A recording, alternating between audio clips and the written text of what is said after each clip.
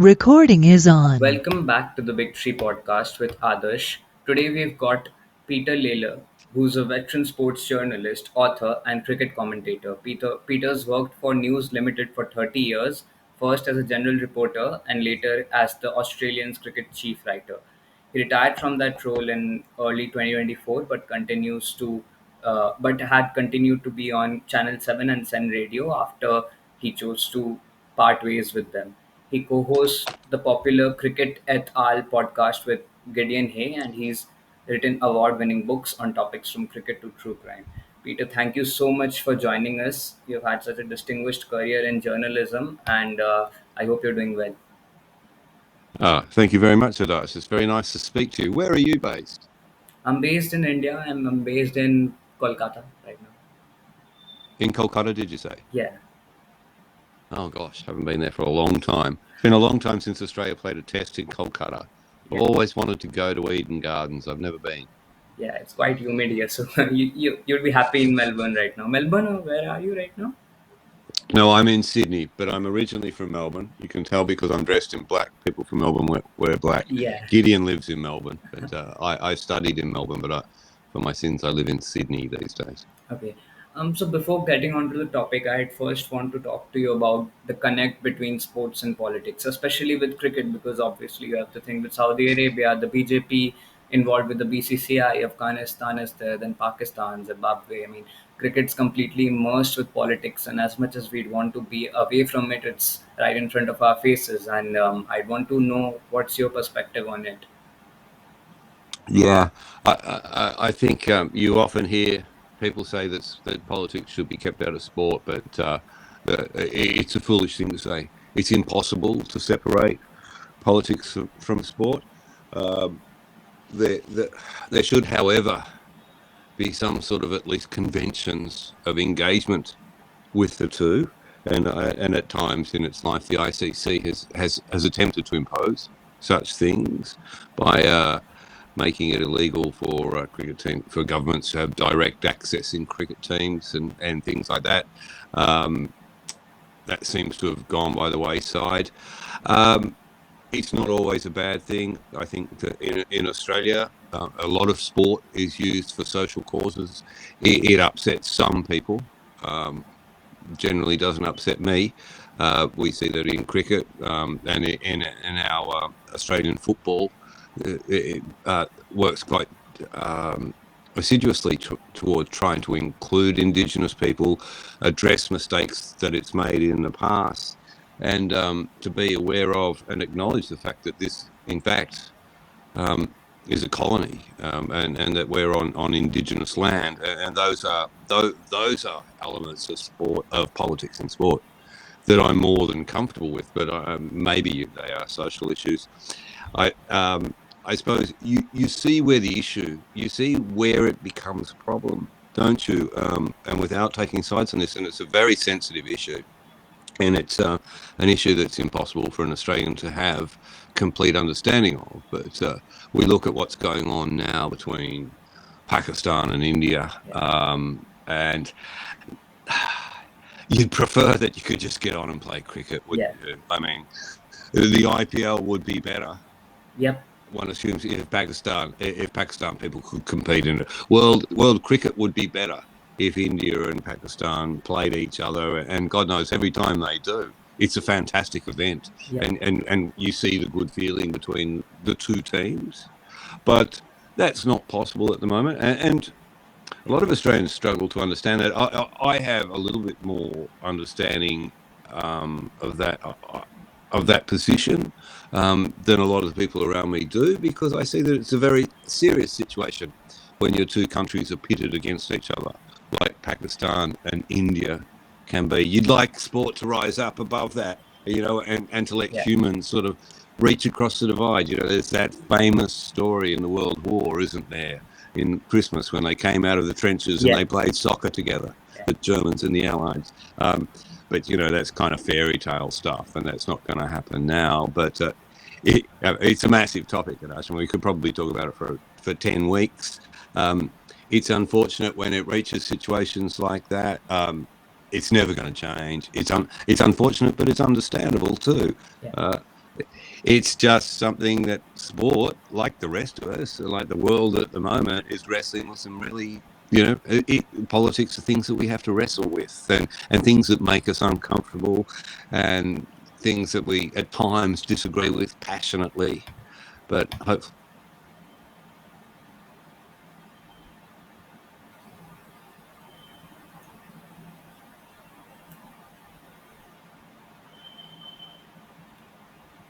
Hello,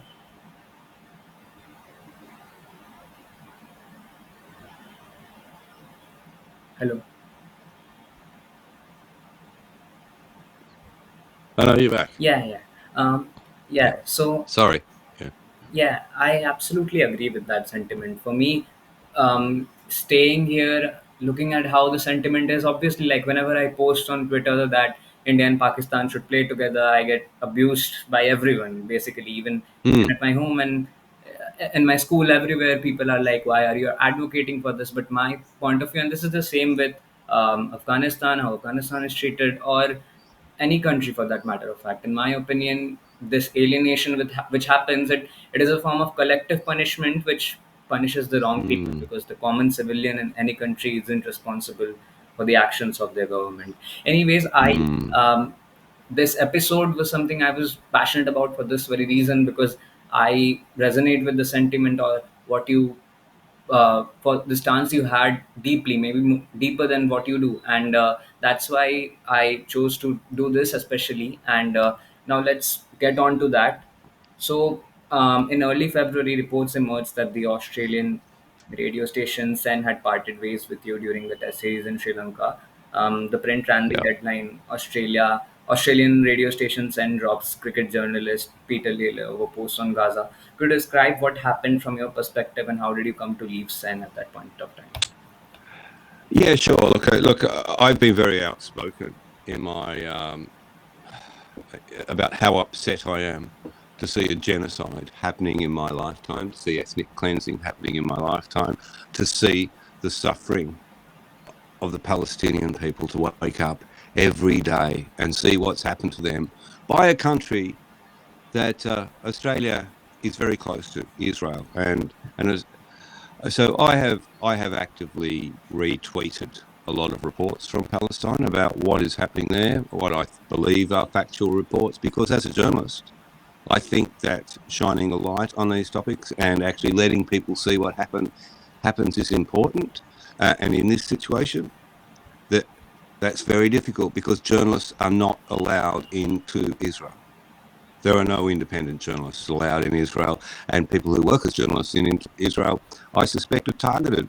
No, sorry, as into Israel. When I say Israel, of course, I'm in Palestine. I'm sorry. Yeah, It's late in Australia. It's early in India. Um, yeah, that's fine. so I use my social media account, which is, so what? It's a Twitter account. Yeah, It has 50,000 followers. About the amount of people you see at a train station.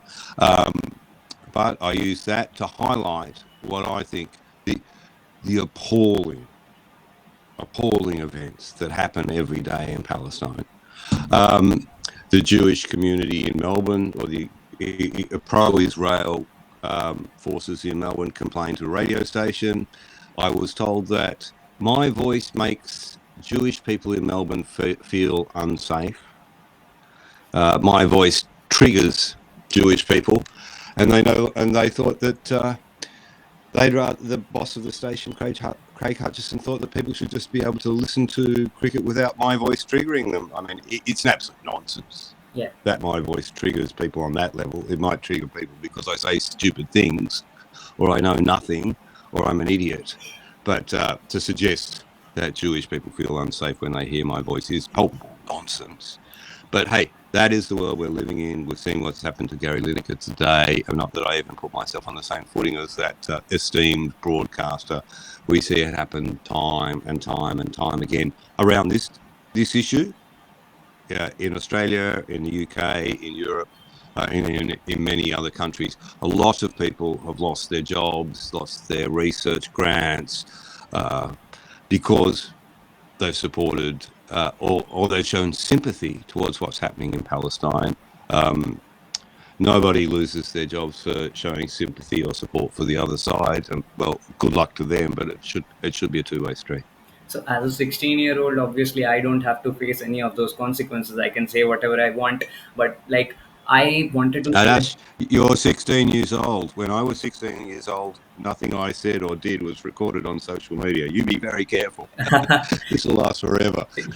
Yeah, a friend of mine from the UK Yeah. tells me that you're in India, no one cares, but I'll be moving abroad, so I might have implications on my career further. Anyways, yeah. Good luck with that. So I wanted to share an anecdote with you about a friend I have from Israel, and we were talking about what's happening in Tel Aviv right now and about the hostage situation and the situation in Gaza. So obviously, he said that Mm. he wants the hostages to come back, but there was a deep sentiment from him, and he said from his friends and family that what's happening in The Gaza. hostages should come back, shouldn't they? Yeah, yeah, There's no doubt definitely. about that. Yes. He said, Hamas's behavior's been terrible.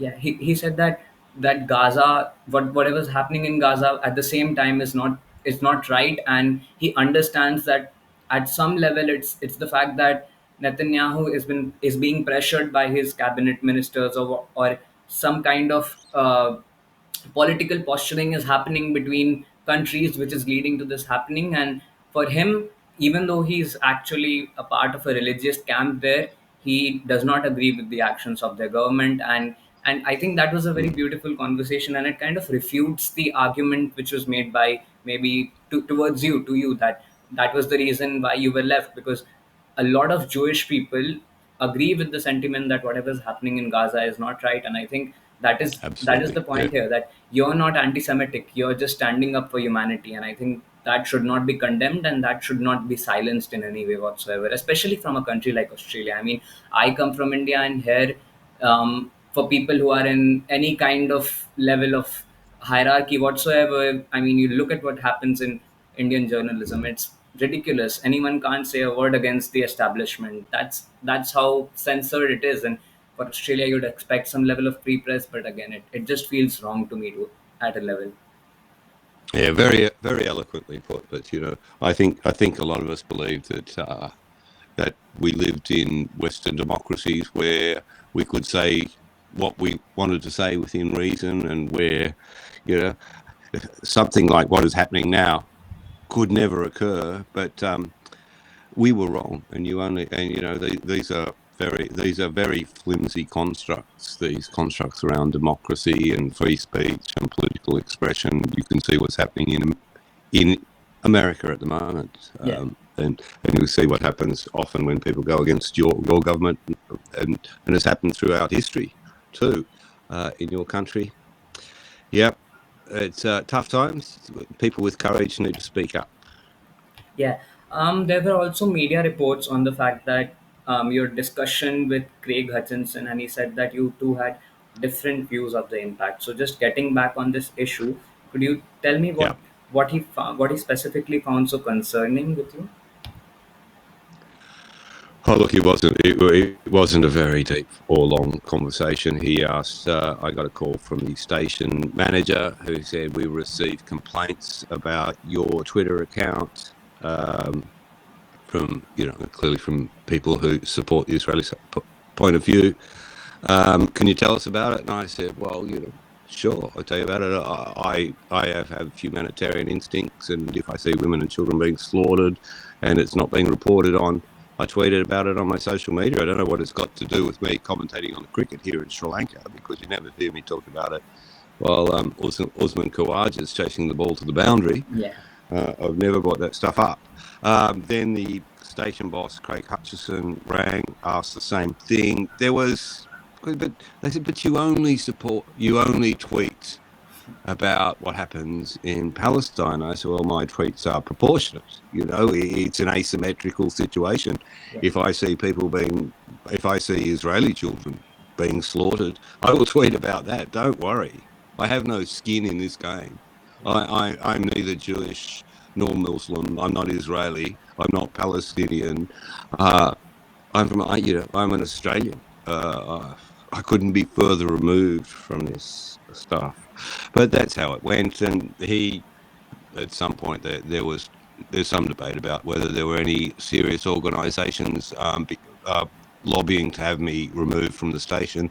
There's a couple of idiots on Twitter who make a lot of noise, who I think probably had some undue influence on Craig Hutchison. There's some speculation about whether there were sponsors involved.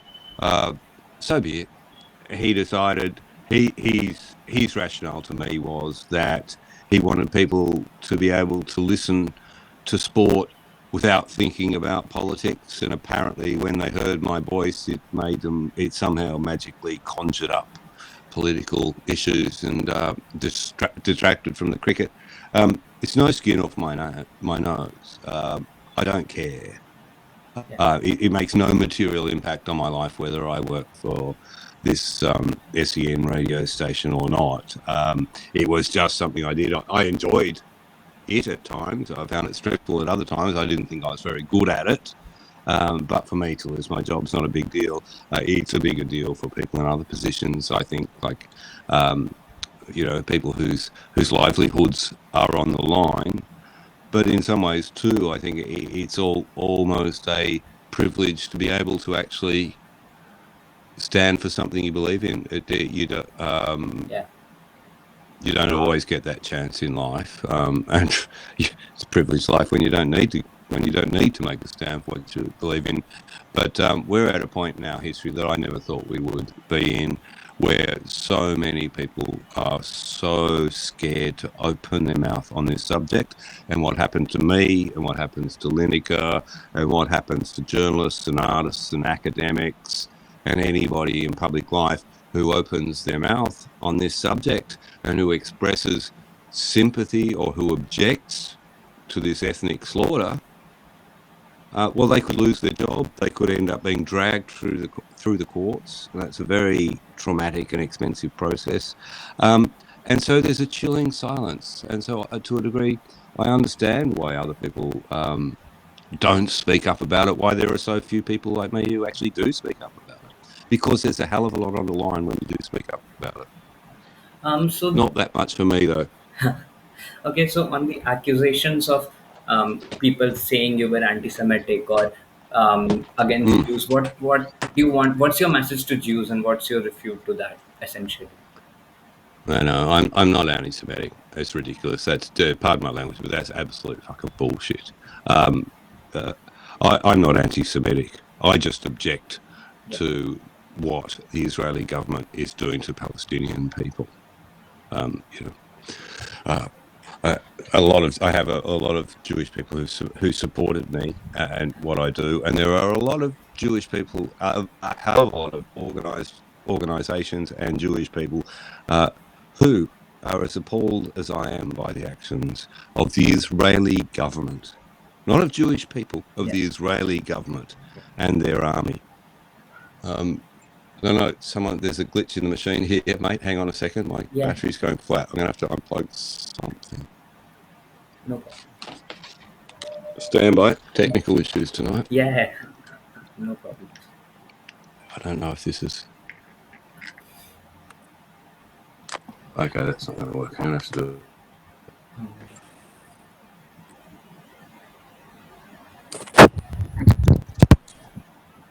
Yeah, Sorry about that. yeah, no problems. I don't need that anymore.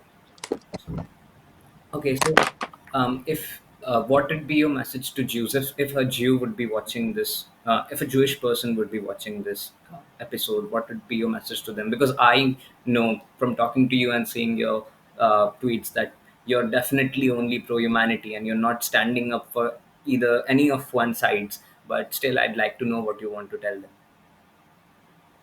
Well, I'm not anti-Semitic, so I can't. I don't think there is a stereotypical Jewish person. I think Yeah, Jewish people who have a broad range of views on all sorts of yeah, topics, and this isn't about Jewish people. yeah, This is about the slaughter of Palestinian people and the behaviour of the Israeli government. Um, and I used to think that when it was first bandied about or suggested that I was anti-Semitic, that it was a vile thing to say, and I do believe that it's absolutely that anti-Semitism is a terrible thing, but the way that the breadth of the definition of who or what is anti-Semitic these days has rendered the term almost meaningless. Yeah, yeah. Also, what would you like to say about Usman Khawaja, because he obviously stood up for you publicly after that incident? Yeah. Usman stood up for me, and Michael Holding, Yeah, unsurprisingly, stood up for me as well. Usman Khawaja is a man of great integrity. Actually, I don't know if you can see that's the score map of his yeah, 232 at yeah in Gaul, wasn't it? Recently, our Cricket SL website made a T-shirt about it. Usman's a very good man. Usman tried to make a stand himself yeah, some time ago. I think you'll remember when he had written on his shoes, and I broke the story actually in the Australian because I was the journalist at training who saw his shoes and asked him what that was about. All lives are equal, or something. All human lives are equal, which he'd written on his shoe yeah, very early in this. Can we call it conflict? I don't know what we call it. Um, and of course, the ICC came down, and there was this and that, and um, the, he was blocked from doing it. I was. It was nice. It was great. It was great to have somebody like Usman stand up and back me on this. But I've got to say, um, the support from people from all walks of life was very uplifting in that situation. That was a traumatic thing to go through, to be publicly accused of anti-Semitism and dismissed from your job. yeah, Um, but and I thought that I would just turn my phone off and just go and hide in a hole for a while because I didn't want to see what people were saying about me. But my wife rang and said, "Turn your phone on," there was universal support for what I did and for my stance on it, and that was really heartening. And it was great to have somebody in Usman's position come out straight away and do it, but not surprising either because Usman's a man of social conscience. He's a man who has a unique, as a immigrant and as an immigrant from Pakistan to Australia and growing up here, um, I think he has sensitivity to these sorts of topics that perhaps other people don't necessarily have. Um, Also, he's a veteran cricket player, and in Australia, to some degree, cricket players are allowed to speak their mind, and their political thoughts aren't necessarily dictated by the government of the time. yeah. Also, like, now going away from this issue a little bit, I'd like to talk about how kind of disproportionately sport or cricket as well treats political issues. I mean, you look at how maybe Afghanistan is treated, and this is the most like thing which Mm, sticks to me, because obviously, like, we all disagree with what the Taliban does. It's nothing to do with the fact that they're right or wrong. It's no. they're objectively wrong. But I don't think that, and obviously, like, I spoke to Jared Kimber as well about this, and his argument is right that you till they don't have a women's team, I don't think they should get 100% of their whatever the amount of money that they get. But in my opinion, punishing a group of people for the actions of a few radicalized individuals is not right, and especially, and this does not just limit itself to Afghanistan. It also extends to Russia and I don't know, everywhere, honestly. And when you look at how every country is treated and how disproportionately Israel is treated in this situation, I start to question whether Mm. it's the actual morality of these things driving it or just political leverage. And I feel it's the latter, honestly. It's such a complicated issue, and I don't know how we can lump them all in together. And pardon me, did we? Yeah, I look at I look at what happens between India and Pakistan. It's unfortunate that India and Pakistan don't play cricket together. The world loves it when you Yeah, guys meet in ICC tournaments. The players love it. It always goes well. It always has a special feeling. I've seen it in Australia. I've seen it in New York. I've seen it around the world. It would be wonderful if you could come together as cricket playing nations and it was stripped back. But the geopolitics of the situation make that impossible, and I understand that. You know, there are some things. There are some things a little bit more important than cricket. And you say it's great to play everybody and do everything. I mean, yes, there are exceptions, though, aren't there? I mean, I'm almost old enough to be aware of what happened with apartheid. Yeah. I mean, I am old enough, actually. I shouldn't lie. Where Australia, you know, when the world refused to play South Africa, and that was unfortunate. That was unfortunate.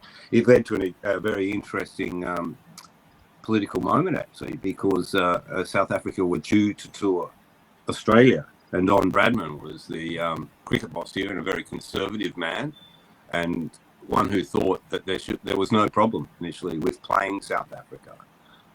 That it was a radical idea, that there was something wrong with the South African government. However, he was eventually convinced that Australia should not play Test cricket against South Africa, and he played a World 11. It was one of the first games of cricket I ever saw, and so glad I did, because I got to see Sonny Gavaskar and Bisham Beatty Yeah. play cricket. But on that tour, I mean, uh, you South African players were invited to play. So it wasn't the South African team, it was South African players. I don't know. It is such a complicated area, Adarsh, and it's very hard to talk about it in generalities.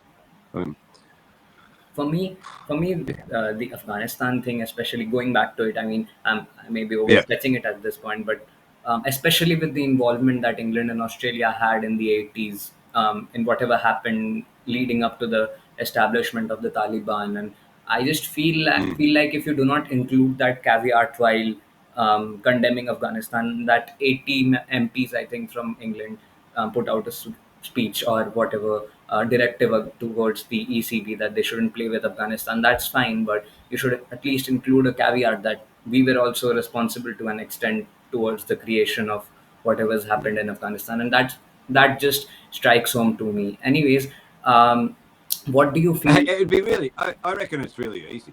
You play Afghanistan, if any money made from the game doesn't go to the government, it goes to the players. And my biggest issue is not with the Afghanistan cricket board, if that exists or whatever form it exists in anymore. It is with the ICC. The ICC can dole out funds to Afghanistan cricket, and I assume that they don't go through Afghanistan. I think they're paid through, you know, other countries. Yeah, Why can't they do the same to yeah, Afghanistan women players? exactly. Why didn't they do that? That bothers me. But that's not an issue with playing cricket against Afghanistan men. That's an issue with the ICC.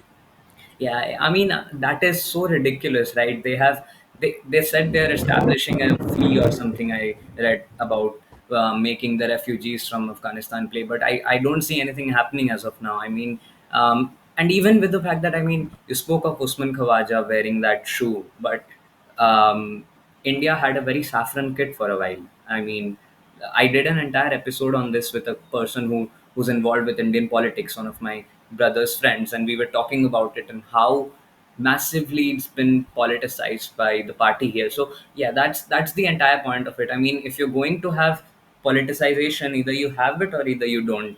This disproportionate amounts of politicization does not feel right to me. Anyways, what do you? Hey, we saw our prime minister and your prime minister do a lap of the ground on the first day at the fourth test of the last series. Yeah, I mean the final itself was kind of very stay set up for a lot of things, right? In the 2023 World Cup final. You know something is, you know something interesting about that day. It was the first day of the test up there at Ahmedabad. There were no public tickets available, and I only knew that because Australian fans started to contact me. Where were we? In Indore, I think, before we went up there, Yeah, and said we can't buy tickets. We're in India and we cannot buy tickets to this test. And I started asking questions. There was no reporting anywhere in India that tickets weren't available to this test match. And the tickets had been allocated to local government authorities for people from Ahmedabad, allegedly, to come to the cricket. But we know what that meant, don't we? yeah, It was essentially that the first day of the cricket was going to be a sort of political rally. And it was only when I wrote a story pointing out that This is my understanding, and I'd be happy to be proven wrong or corrected on this. It was that reporting that led to tickets being released for Yeah, Australians in India to go to that game. yeah. I don't know how many random cricket fans got to go to that game, but that was a fascinating circumstance. That did happen actually. I mean, that was reported here Yeah, widely that those tickets were actually not sold and they were held back for yeah, black. but it wasn't reported. It wasn't reported in real time because I was there and talking to a lot of people in the Indian Yeah. media. Yeah, there was a reluctance to I mean, talk about that I sort can of tell thing. you when I was outside, I went to the India South Africa game in that World Cup, and I was outside the stadium, and basically tickets were going for in the black for like, I don't know if you know the Indian currency, 50,000 rupees, um, Wow. 1.5 Yeah. lakhs, all that because Virat Kohli was going to score his 49th century. So that narrative just pushed it so much higher than, and they were actually 900 rupees tickets, and I was like, how, like this makes no sense at that point. Isn't it? Wow, it's an amazing experience going to that Ahmedabad Stadium. You have amazing cricket in your country. I've been saying to people down here how the IPL can be suspended and then recommence within 7 days. That's an extraordinary feat. Yeah. Before letting you go, I'd also like to talk or know a little bit about your opinion right now on the state of Test cricket and cricket as a whole, because how I see it, it's like more disorganized, unorganized than it's ever been. I mean, there's no structure, there's no one actually in control, and I mean, you look at how it's run. It's so ad hoc, so many leagues overlapping among each other, and Test cricket seems to be always shortchanged because of this. I mean, you have the England series, which is going to happen, England India series, and the World Test Championship final. And obviously, because of the IPL, it's going to suffer a bit. Now, I also love the IPL and I support RCB, so I want the players to be there. But I want a situation where you have structure, where you have a calendar, where there are windows, not ad hoc like this. And I understand why this happens, because obviously the betting companies benefit from this being so ambiguous as it is right now. So I'd like to know your opinion on how Test cricket and cricket is right now. The ICC is not fit for purpose. The ICC do, it is a very self-interested organisation. When I say self-interest, I think it's the self-interest of the big three, like the name of your podcast, and particularly India. Um, I'm not as Malthusian as everybody else about the future of Test cricket. I see Test match cricket in this country going from strength to strength, and in India to a degree, it's still a very big product, and in England. And when those three countries play each other, it's grand. It doesn't mean that the lesser playing against the other nations isn't as good. Um, but yeah, uh, they're asleep at the wheel. They've never had to. When I say they, I mean the ICC. They've never had to take control, and now that it's not in their best interest to take control, because the way the cricket landscape is at the moment works very well, particularly for India, but also for Australia and for England. Um, these are I like what the International Cricketers Association is suggest. Sorry, and I forget the name of that organ. What it's World changed its Cricketers, name now. World Cricketers Association. Thank you, thank you. Uh, you young people need to correct us old people. I like their idea now of actually having windows for international cricket. We've reached that point. I remember after the first IPL talking to Adam Gilchrist when he returned. And I said something about, where are they going to find time in the calendar for T20 cricket? And he said, no, mate, you don't get it. He said that we're not that far away. And this was after the first year of the Yeah. IPL of where are we going to find time in the calendar for everything else? This will take over the world. So perhaps, Matt, we are at that point. We now need windows for international cricket. Hopefully that happens. One thing that heartens me about India all the way through all of this, and I see it with Jay Shah insisting that players play first-class cricket or domestic cricket, and I see it the way Virat Kohli's attitude as a Yeah. captain. They love Test cricket, these guys, and they love international cricket.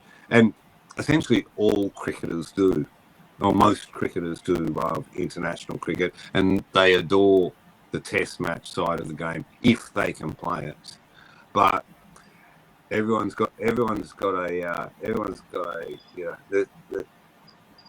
be bored at a certain level, can't they? So I don't know. It's a dangerous time. It is time that cricket needs some leadership. And hey, it's in your court at the moment, India. You're running the show, so look Yeah. after Test cricket, please. Okay, on Test cricket, there's a very important game coming up for Australia. So I'm backing South Africa. How do you see that game? You're backing South Africa. Yeah. I must admit, I haven't had a very good look at it.